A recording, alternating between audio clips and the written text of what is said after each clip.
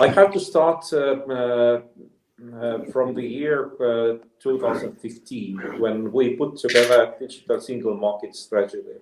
Then we said also that we will abolish unjustified geo-blocking. And of course, we created some kind of scandal, because all the creators said that our copyright system is based on principle of territoriality, and how you can destroy the whole functioning, well-functioning system. But this system didn't function well, because we didn't have portability of digital content at that time. You had access to digital content in one country, legal access, maybe even paid access to in one country to some kind of content, and when just crossing the border, you didn't get access to the same content anymore. So we launched portability proposal, and now we can say that this was really a real success story, because after abolishing of roaming surcharges, people, they wanted to get access to their digital content also when traveling in some other EU member states. And now nobody even remembers that it wasn't allowed just in the year 2015.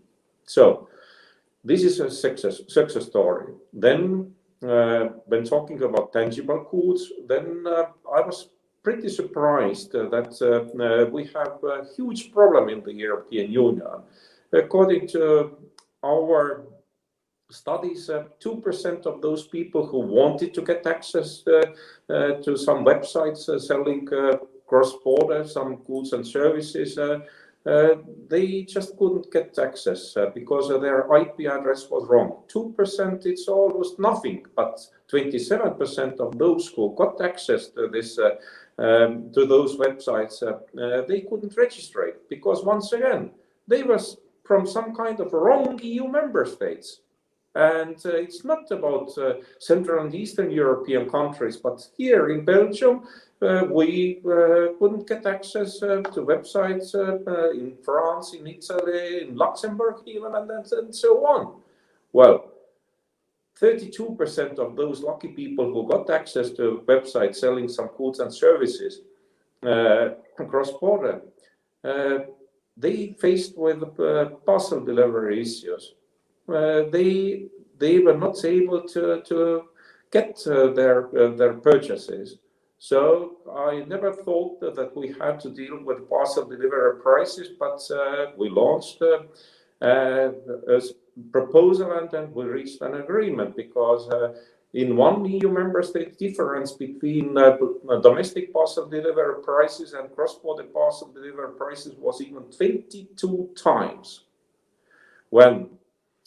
Then 26% of those people who didn't have any kind of issues with delivery couldn't pay. We have SEPA in the European Union, single European payments area, but they said, we will not accept your credit card in our country. So all together, just 36.6% of all those people who tried to buy some goods and services from another countries, they were able to conclude that their purchases successfully. So then, of course, we had discussions, and we agreed that we will abolish unjustified geo-blocking, but this is only when we are talking about tangible goods and services bought online but consumed locally, like hotel business, car rental, concert tickets, and so on. Audiovisual content is not covered, as Róża Thun said, with this solution. And more generally, it's not so black and white issue as portability issue really is. The main question is which law applies, seller's law or consumer's law. And I'm not so sure that this part of abolishing of unjustified geo-blocking was a real success story. it means that we didn't reach final destination yet. We have to continue our work. I would like to cordially thank everybody involved in this process, especially Róża Thun, who was rapporteur in this case.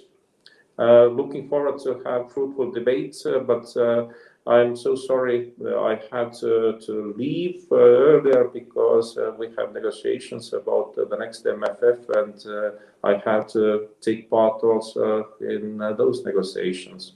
Thank you, and enjoy the debate.